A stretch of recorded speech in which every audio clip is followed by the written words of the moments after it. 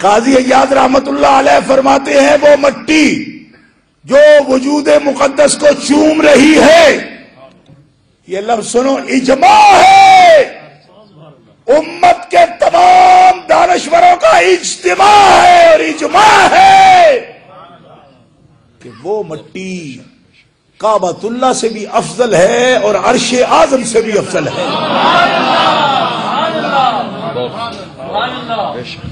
اس طرف سے سبحان اللہ آہستہ آ رہی ہے، لنگر بالکل تیار ہے، لیکن یہ بات اگر وہ مولانا قطب الدین صاحب جھنگوی کی زبان میں رڑے نہ چڑھے تو پھر تقریر چھوڑ نہیں سکتا، اس لیے ضروری بات سنانی ہے میں نے۔ وہ کہتے تھے وہ مسئلہ ان رڑے چڑھ گئے۔ قاضی عیاض رحمت اللہ علیہ نے یہ لکھا کہ وہ مٹی، یہ حضور کے وجود مقدس کی بات نہیں ہو رہی، آپ کے وجود سے مس کرنے والی مٹی کی بات ہو رہی ہے، وہ مٹی کعبۃ اللہ سے بھی افضل ہے اور عرش اعظم سے بھی بلند ہے۔ الشفاء بتعریف حقوق المصطفیٰ میں یہ مسئلہ قاضی عیاض رحمت اللہ تعالی علیہ نے بیان فرمایا۔ ابن تیمیہ بعد میں ہوا، اس نے رد کیا، کہتے قاضی عیاض بڑی زیادتی کی ہے، حضور تو افضل ہیں، یہ باقاعدہ ابن تیمیہ نے خود مانا ہے اس بات کو، فتاوی صراط مستقیم میں کہتا ہے یہ بات تو درست ہے کہ نبی پاک کعبہ سے اور عرش سے افضل ہیں۔ میں نے کہا شکر جی، اتنا بھی مانی، یہ خود لکھا ہے، یہ تو ہم مانتے ہیں کیونکہ یہ صحیح حدیث سے ثابت ہے۔ کہتے ہیں یہ صحیح حدیث سے ثابت ہے کہ حضور تو افضل ہیں، مگر قاضی عیاض نے یہ جو لکھا کہ وہ مٹی افضل ہے، اس کی سمجھ نہیں آئی۔ کیوں؟ کہتے ہیں اس لیے سمجھ نہیں آئی کہ عرش اعظم جو ہے اس پر تو اللہ تعالیٰ جل شانہ بیٹھتا ہے، تو حضور سے اللہ افضل ہے، تو جس جگہ پہ اللہ بیٹھے گا ظاہر ہے جس جگہ حضور بیٹھتے ہیں اس سے وہ افضل ہونا چاہیے۔ اس کے بعد حضرت امام تقی الدین عبد الکافی السبکی رحمت اللہ تعالی علیہ، صاحب شفاء السقام فی زیارت خیر الانام، آپ نے نقد کیا اور قاضی عیاض کی وکالت کرتے ہوئے اس مسئلے پر لکھا، فرمایا ابن تیمیہ تیرا دماغ خراب ہے، بیٹھنے کے لیے تو جسم چاہیے اور رب کا وجود ہے مگر جسم نہیں، وہ واجب الوجود ہے مگر جسم نہیں۔ تو اشارتاً فرمایا جس چیز پر لوگ بیٹھتے ہیں کیا وہ ثابت کرو گے رب کی؟ بیٹھنے کے لیے تو پھر جسم چاہیے نا۔ دوسری بات نقد دیکھو آج کے رسول کا، فرماتے ہیں یہ تو تمہیں معلوم ہے کہ عرش مخلوق ہے اور جو شے مخلوق ہے وہ حادث ہے اور اس کی کوئی تاریخ ہے کہ فلاں تاریخ کو بنی ہے، تو اللہ تبارک و تعالیٰ جل شانہ تو واجب الوجود ہے، قدیم ہے، جب عرش نہیں بنا تھا تب کس پہ بیٹھتا تھا؟ تیسری بات فرمایا عرش محدود ہے کیونکہ ہر مخلوق محدود ہے، عرش بھی محدود ہے، تو اللہ لا محدود ہے، پھر تمہیں یہ بتانا پڑے گا کہ کتنا اس کے اوپر بیٹھتا ہے اور کتنا بچا رہتا ہے۔ بات سمجھ آ رہی ہے؟ کہا یہ بات ثابت نہیں، اگر ثابت کرو کہ رب بیٹھنے کا محتاج ہے، اس کو ضرورت ہے بیٹھنے کی، تب تیری بات پر غور ہو سکتا ہے، کیونکہ حضور فرماتے ہیں عرش کا مقام رب کی تجلی گاہ ہے اور کعبہ بھی رب کی تجلی گاہ ہے، تجلی۔ لیکن اس مقام پر امام تقی الدین سبکی نے کمال کر دیا، فرماتے ہیں تجلی گاہ ہے مگر تجلی صفات ہے، کعبہ بھی تجلی صفات ہے، عرش اعظم بھی تجلی صفات ہے۔ اور اسی تقریر کو حضرت غریب نواز معین الحق والدین سرکار اجمیر نے بھی فرمایا، جس سے حضرت شیخ نظام الدین اولیاء نے لکھا، فرماتے ہیں حضرت خواجہ معین الدین حسن سنجری فرماتے ہیں اس بات کا ہمیں ادراک ہے کہ کعبہ بھی تجلیات صفات کا مرکز ہے اور عرش بھی تجلیات صفات کا مرکز ہے، اور پوری کائنات میں ایک وجود محمد ہے جو رب کی تجلیات ذات کا مرکز ہے۔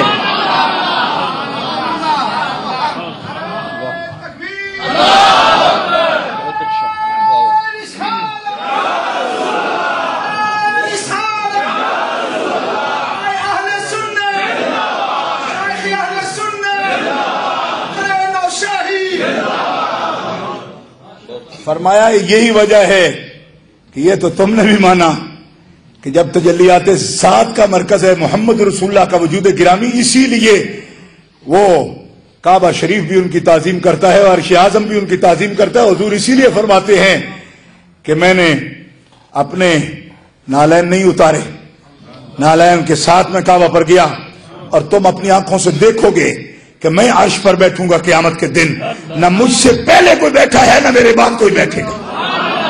جامع ترمذی اٹھا کے دیکھو، اس میں یہ لفظ موجود ہے۔ اسی لیے میرے اعلیٰ فرماتے ہیں عرش حق ہے مسند رفعت رسول اللہ، دیکھنی ہے حشر میں عزت رسول اللہ۔ عرش حق مسند مصطفیٰ کی ہے۔ ہاں آپ نے مشائخ دیکھے ہوں گے، گدی نشین یا سجادہ نشین کہتے ہیں، حضور کی مسند اور گدی عرش اعظم ہے، حضور عرش اعظم کے گدی نشین ہیں۔ فرماتے میں بیٹھوں گا، میرے سے پہلے بھی کوئی نہیں بیٹھا، میرے بعد بھی کوئی نہیں بیٹھے، وہ مقام میرا خاص ہوگا۔ گرامی قدر حضرات، جب یہ بات ثابت ہو گئی تو امام تقی الدین سبکی فرماتے ہیں کہ حضور جب تجلیات ذات کا مرکز ہیں اور حضور ہی بیٹھے ہیں اس جگہ پر، تو یہ مٹی جو وجود مطہر کو چومتی ہے، اب کہہ لو یہ کعبۃ اللہ سے بھی افضل ہے، عرش اعظم سے بھی افضل ہے۔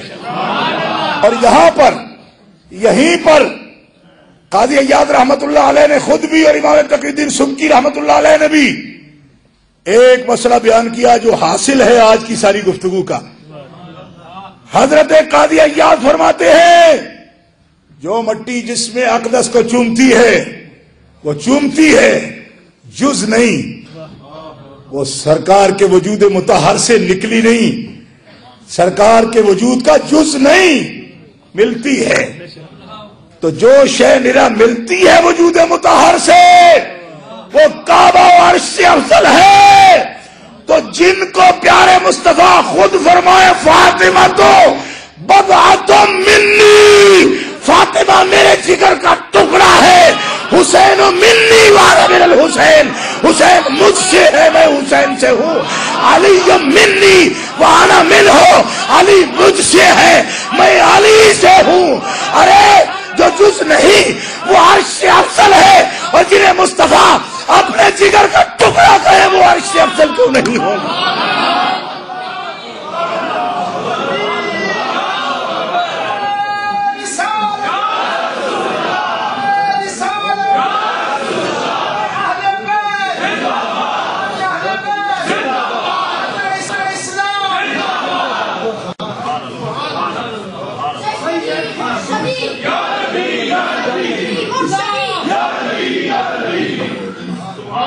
لوگ کہتے ہیں جی یہ آپ نے جذبات میں کہا، میں نے کہا جذبات میں بھی کہا، عقیدت سے بھی کہا، حقیقت بھی کہی۔ میں نے کہا اٹھاؤ سیاستہ میں، ہاں مسلم شریف سے دکھاؤں گا میں، حضور فرماتے فاطمہ میرے جگر کا ٹکڑا ہے، میرا حصہ ہے، جز ہے میرا۔ جامع ترمذی سے دکھاؤں گا آپ کو کہ حضور فرماتے علی مجھ سے ہے اور میں علی سے ہوں۔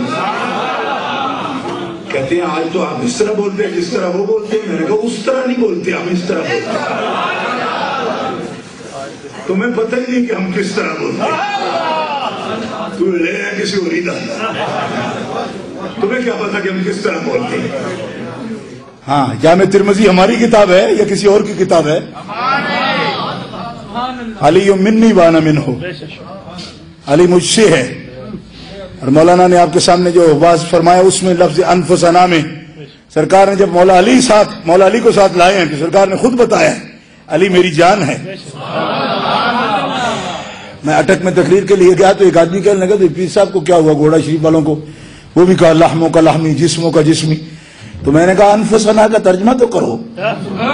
کہتے پہلے سمجھ نہیں آئی تو میں کہوں جیڑا ٹائم سمجھن دا ہے وہ بھی تسی اعتراض تے لاندے ہو، کم از کم پہلے سمجھ تو لو۔ یہ شعر نہیں ہوتے، یہ بزرگ لوگ جب بات کرتے ہیں تو اصل میں قرآن کی ترجمانی کرتے ہیں۔